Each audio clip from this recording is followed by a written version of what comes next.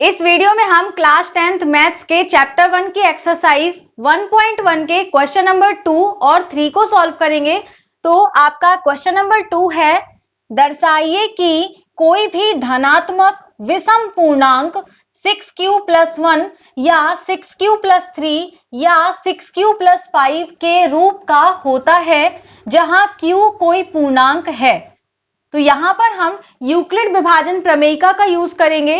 तो हमने जब इस चैप्टर का इंट्रोडक्शन का सेकंड वीडियो समझा था, तो उस सेकंड पार्ट में ये समझा था कि यूक्लिड विभाजन प्रमेयिका अर्थात प्रमेयिका और एल्गोरिथम में क्या अंतर है, हम कैसे क्वेश्चंस को समझें कि हमें यहाँ पर एल्गोरिथम का यूज करना है या फिर प्रमेयिका का यूज करना है। तो हमने वहां पर यह देखा था कि अगर हमें क्वेश्चन में सिद्ध करना है, अगर कोई चीज दर्शानी है, सिद्ध करना है, तो वहां पर हम यूक्लिड विभाजन प्रमेयिका का यूज करेंगे।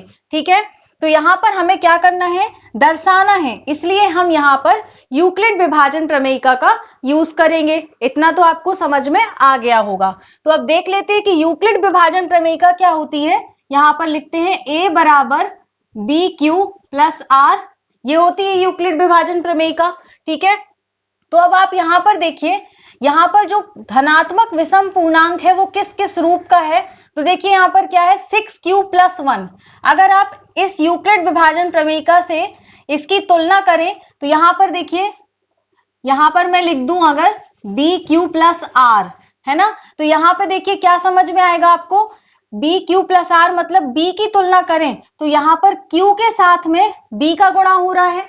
तो यहां पर देखिए q के साथ में किसका, तीनों जगह पर 6 का गुणा हो रहा है।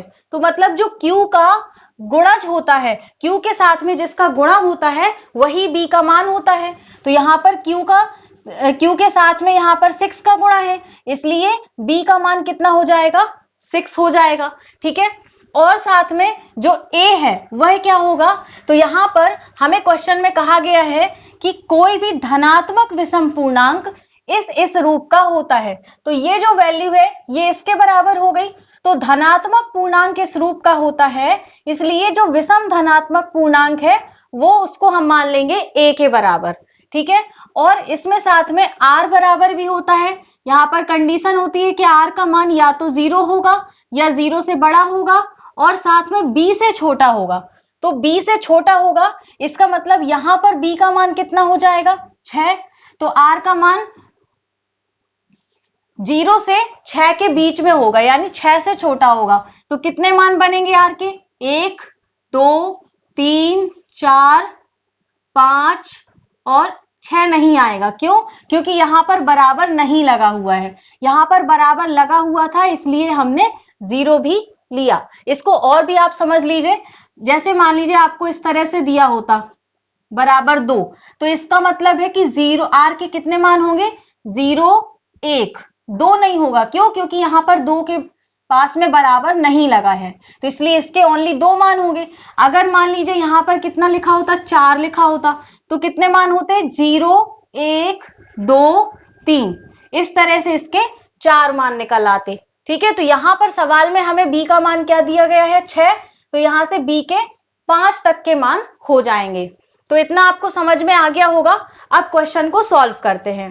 तो सबसे पहले क्वेश्चन में लिखेंगे, माना धनात्मक विषम पूर्णांक, यहां पर विषम और लिख लीजिए, माना धनात्मक विषम पूर्णांक a है और b का मान क्या हो जाएगा, यहां से जब हम तुलना करेंगे तो q के साथ में गुणा हो रहा है 6 का, तो यहां पर b का मान हो जाएगा 6। ठीक है, अब हम यूज करेंगे यूक्लिड विभाजन प्रमेयिका का। तो यहां पर लिख लेते हैं यूक्लिड विभाजन प्रमेयिका से सबसे पहले तो यूक्लिड विभाजन प्रमेयिका का कथन लिखेंगे।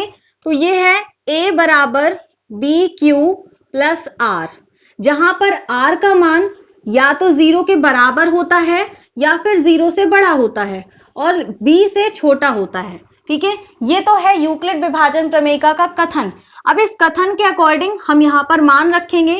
तो a बराबर क्या हो जाएगा, b का मान है 6, तो b बराबर यहां पर रख देंगे 6q + r। यहां पर जो r का मान है वो 0 से बड़ा और 0 के बराबर होगा, लेकिन b बराबर 6 इससे छोटा होगा। ठीक है, तो यहां से हम देखेंगे कि r के कितने मान बन जाएंगे। तो देखिए r बराबर क्या क्या बन जाएगा, एक तो 0 बनेगा, फिर 1 2 3 4 और 5, 6 नहीं बनेगा क्योंकि यहां पर बराबर नहीं लगा हुआ है। तो अब हम यहां पर क्या करेंगे, जितने भी r के मान हैं इन सभी मानों को इस समीकरण में रखेंगे और इस समीकरण में रख करके आगे सॉल्व करेंगे। तो देखिए सबसे पहले r का मान रखेंगे 0, तो जब r बराबर 0 तब a बराबर कितना हो जाएगा 6q प्लस r, इस समीकरण में रखेंगे। ठीक है ना, तो यहां से a बराबर कितना हो गया 6q प्लस r की जगह पर क्या रखना है 0, तो यहां से a का मान कितना निकल आया 6q। अब देखिए यहां पर जो ये 6q आया है, इसमें जो q है वो क्या है, क्वेश्चन में दिया गया है कि q कोई पूर्णांक है। तो पूर्णांक आप समझ चुके हैं, पूर्णांक में कोई भी संख्या हो सकती है। मान लीजिए q की जगह पर 1 है। ठीक है, तो यहां पर क्या हो जाएगा 6q है, मतलब 6 इंटू 1, तो ये 6 एकम 6 इस तरह से आ जाएगा। मान लीजिए q की जगह पर 2 है, तो ये कितना आ गया 12, अगर 3 है तो आ गया 18, फिर 4 होगा तो 24, इस तरह से 6 का टेबल बन जाएगा। अब आपको यहां पर एक बात समझनी है कि अगर 6 के साथ किसी भी संख्या का गुणा करेंगे तो वो कैसी संख्या प्राप्त होगी, सम संख्या प्राप्त होगी। देखिए यहां पर 6 का गुणा जब हमने 1 से किया तो क्या मिला 6, जो कि क्या है एक सम संख्या है। इसी तरह से 12 भी सम है, 18 भी सम है, 24 भी सम है। मतलब अगर हम 6 से किसी भी संख्या का गुणा करेंगे तो वो हमें सम संख्या मिलेगी। तो यहां पर हम लिख सकते हैं कि जो इसका मान होगा 6q का वो क्या होगा, सम होगा।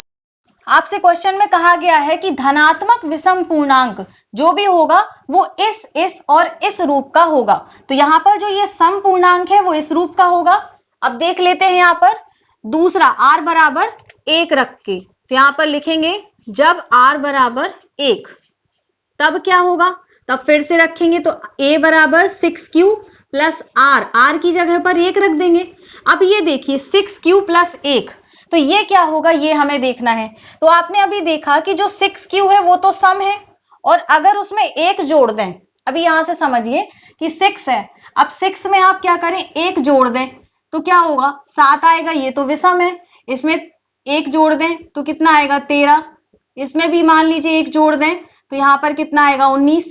तो अगर हम 1 जोड़ दें तो क्या हो जाएगा, विषम संख्याएं प्राप्त होंगी। मतलब जो 6q प्लस 1 का मान होगा वो क्या होगा, विषम होगा। ठीक है, इतना समझ में आ गया होगा। अब देखते हैं r बराबर 2 रख के, तो r बराबर 2 रखेंगे तब क्या होगा, तब a बराबर हो जाएगा 6q प्लस 2। अब देखते हैं कि 6q प्लस 2 क्या होगा। तो देखिए यहां पर अगर हम 6q मतलब कि 6, इसके साथ में हम यहां पर 2 को जोड़ दें इन सभी के साथ में, फिर देखें कि क्या मिलता है। तो 6 2 8, 8 तो एक सम संख्या है, 12 2 14 ये भी सम संख्या है, 18 2 20 ये भी सम संख्या है। मतलब अगर 6q के साथ में हम 2 ऐड कर दें तो जो भी मिलेगा मान हमें वो कैसा मिलेगा, सम मिलेगा। समझ में आ गया। अब इसी तरह से 3 रखते हैं, तो जब r बराबर 3 तब क्या होगा, तो a बराबर 6q प्लस 3। अब ये क्या मान होगा देख लेते हैं। अब 6q के साथ में 3 जोड़ना है और 3 जोड़ करके देखते हैं कि सम मिलता है या विषम मिलता है। तो 6 और 3 कितना होगा 9, 12 3 15, 18 और 3 21। तो ये सभी कैसी संख्याएं हैं, विषम संख्याएं। मतलब 6q प्लस 3 का मान कितना होगा, जो भी मान आएगा वो सभी विषम होगा। फिर इसी तरह से जब r बराबर 4, यहां पर आपको r के जितने भी मान होंगे वो सारे इसी तरीके से बार बार मान रख के निकालना है। तो a बराबर क्या हो जाएगा 6q प्लस 4। अब ये क्या होगा, तो 6q के साथ में 4 ऐड करके देखते हैं। तो ये तो पूरा 6q का मान है, मतलब 6 की टेबल है। अब इसमें 4 ऐड करके देखते हैं, तो 6 और 4 10, 12 और 4 16, 18 4 22। मतलब हम जितनी भी संख्याओं में यहाँ पर 4 जोड़ेंगे तो हमें सभी संख्याएं सम मिलेंगी, तो इसका जो मान होगा 6q + 4 का, ये मान सम होगा। अब r बराबर 5 रख लेते हैं, तब a बराबर क्या होगा 6q + 5। तो यहां से अब इसका मान क्या होगा, अब यहां पर 4 की जगह 5 रखते हैं तो क्या आएगा 6 और 5 11, 12 और 5 यहां पर जोड़ेंगे तो कितना आएगा 17, 18 और 5 जोड़ेंगे तो 23। तो ये सभी क्या मिल रही है हमें, विषम संख्याएं मिल रही हैं।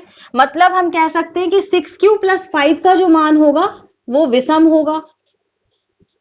ठीक है, हमने यहाँ पर r के सारे मान रख दिए। अब आप यहाँ पर देखिए कौन कौन से ऐसे मान हैं जो विषम मिल रहे हैं। तो एक विषम ये मिल रहा 6q + 1, एक विषम ये मिल रहा 6q + 3 और एक विषम ये मिल रहा 6q + 5। आप इन सभी को समीकरण मान लीजिए 1, 2, 3, 4, 5 और 6। अब आप यहां पर समीकरण 2, 4 और 6 से यहां पर क्या लिख सकते हैं, समीकरण 2, 4 व 6 से कोई भी धनात्मक विषम पूर्णांक 6q + 1, ये देखिए यहां पर, और यहां पर 6q + 3 या फिर 6q + 5 के रूप का होता है। तो यहां पर यही हमें लिख देना है कि समीकरण 2, 4 और 6 से कोई भी विषम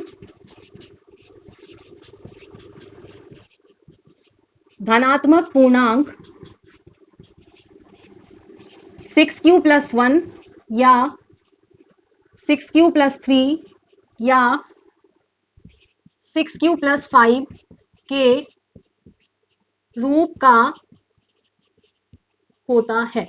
यही हमें यहाँ पर सिद्ध करना था। तो इस तरीके से हमने यहाँ पर सिद्ध किया यूक्लिड विभाजन प्रमेयिका का यूज करते हुए कोई भी विषम धनात्मक पूर्णांक 6q + 1 या 6q + 3 या 6q + 5 के रूप का होता है।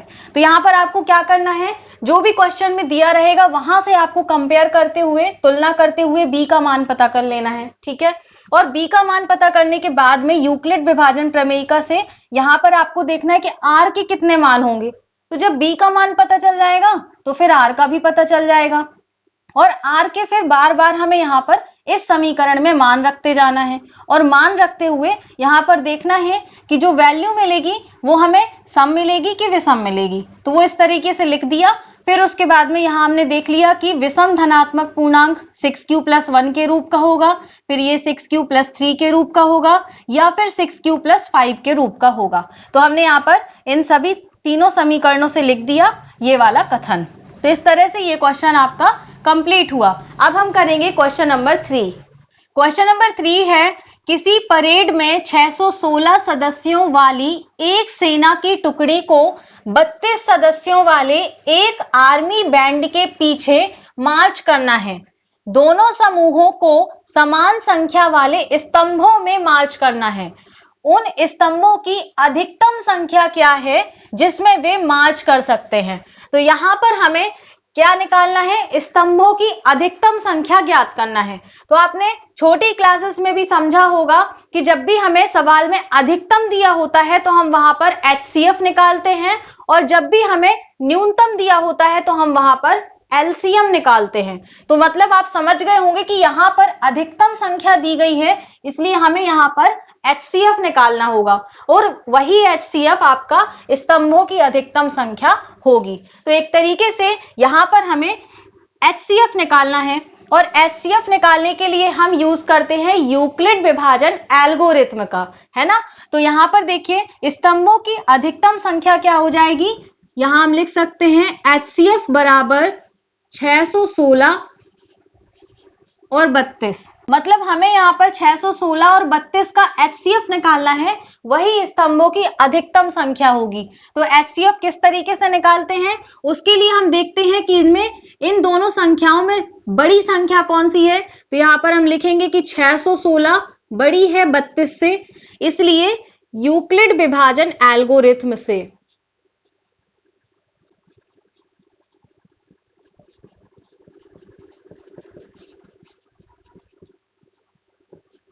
इसके लिए हम क्या करते हैं, 32 से 616 को भाग देंगे। तो यहां पर देख लेते हैं,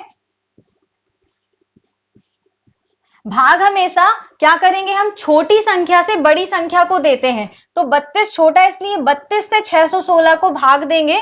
तो अब देखते हैं यहां पर कितनी बार जाएगा। अब देखिए 32 की टेबल तो बनती नहीं है हमसे, तो फिर कैसे करेंगे, तो हम यहां पर अनुमान लगाएंगे कि आखिर ये जो संख्या है ये 32 में आखिर किसके टेबल के आसपास पड़ेगी। तो यहां पर कैसे पता करेंगे, यहां पर 32 का आप 3 ले लीजिए और यहां पर 2 डिजिट लेंगे तो 61 हो जाएगा। अब 61 में से आप 6 ले लीजिए, ठीक है, एक अंक यहां का और एक अंक यहां का। अब आप ये देखिए कि 3 के टेबल में 6 कितनी बार में आएगा, तो 3 के टेबल में 3 दूनी 6, 2 बार में आ जाएगा। तो हम यहाँ पर चेक कर लेंगे कि 32 गुणा 2 कितना होता है, 2 दूनी 4 और 2 त्रिक 6, मतलब 64 होगा। तो 64 तो 61 से ज्यादा हो जाएगा, मतलब हम एक बार ही भाग देंगे। इस तरह से हम अनुमान लगा लेते हैं कि आखिर इसकी जो टेबल है वो किसके आसपास की संख्या के पास में पड़ेगी। तो यहां पर 1 में से 2 नहीं जाएगा, कैरी लेंगे, 11 में से 2 जाएगा तो 9, यहां पर 5 बचेगा तो 5 में से 3 जाएगी तो यहां पर बचेगा 2 और ये अपन कैरी ले लेंगे 6। अब यहां पर फिर से 3 का टेबल पढ़ेंगे कि 29 से ज्यादा ना जाए, यहां पर 2 में तो भाग जाएगा नहीं, तो फिर हमें 2 डिजिट लेके देखना पड़ेगा। तो यहां पर 29 है, तो 3 का टेबल पढ़े कि 29 से ज्यादा ना जाए, तो 3 नाम 27, मतलब 9 बार में चेक कर लेते हैं। तो 32 का गुणा 9 से करते हैं, 9 दूनी 18, 9 त्रिक 27 और 1 28, 288 कम है इससे, मतलब चला जाएगा। तो यहां पर हम क्या करेंगे, 288 लिख देंगे, माइनस कर देंगे। 6 में से 8 नहीं जाएगा तो कैरी ले लेंगे, 16 में से 8 जाएगा तो 8 बचेगा, 8 में से 8 गया तो यहां पर कट और 2 में से 2 गया तो कट। अब यहां पर शेषफल 8 आया है, इसलिए हमें फिर से भाग देना होगा, क्योंकि यूक्लिड विभाजन एल्गोरिथ्म में जब तक शेषफल 0 नहीं मिलता है तब तक हम भाग देते रहते हैं। तो अब 8 से भाग देंगे किसको, 32 को भाग देंगे, जिससे भाग देते हैं उसी को अब हम भाग देंगे। तो यहां पर आएगा 32, तो ये कितनी बार में जाएगा, 8 चौको 32, तो ये आ गया देखिए शेषफल 0। तो यहां पर हमने जो भाग खत्म किया है वो 2 स्टेप में किया है, एक ये स्टेप है और दूसरी ये स्टेप है। तो इन दोनों स्टेप्स को हम यहां पर लिख देंगे। पहली स्टेप में क्या होता है, 616 भाज्य ये है, ये भाजक है, ये भागफल है और ये 8 जो बचा था ये शेषफल है। तो यहां पर यूक्लिड विभाजन एल्गोरिथम से 616 बराबर लिख सकते हैं 32 गुणा 19 प्लस शेषफल में 8। फिर दूसरी स्टेप में हमने 8 से भाग दिया था, तो 32 यहां पर हमें भाज्य के रूप में मिलेगा। 32 बराबर क्या होगा, 8 गुणा 4 प्लस 0, शेषफल यहां पर 0 है। तो अब यहां पर HCF क्या होगा, तो हमने यहां पर बताया था कि जिससे भाग देने पर हमें शेषफल 0 मिलता है वही हमारा HCF होता है, मतलब HCF यहां पर क्या होगा, 8 होगा। तो हम यहां पर लिख सकते हैं कि चूंकि शेषफल 0 प्राप्त हो गया है, इसलिए HCF 616 और 32, इसका HCF क्या होगा, 8। मतलब हम कह सकते हैं कि स्तंभों की अधिकतम संख्या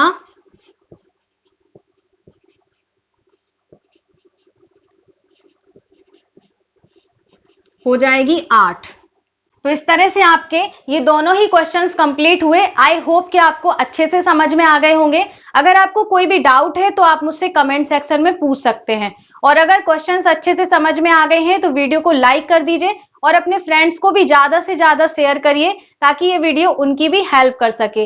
नेक्स्ट वीडियो में हम इसके आगे के क्वेश्चंस को सॉल्व करेंगे। तो अगर आपने अभी तक चैनल को सब्सक्राइब नहीं किया है तो सब्सक्राइब करके नोटिफिकेशन बेल को ऑन कर लीजिए ताकि आपको आने वाले वीडियोस की भी नोटिफिकेशन मिल सके। तो मिलते हैं नेक्स्ट वीडियो में। Thanks for watching this video.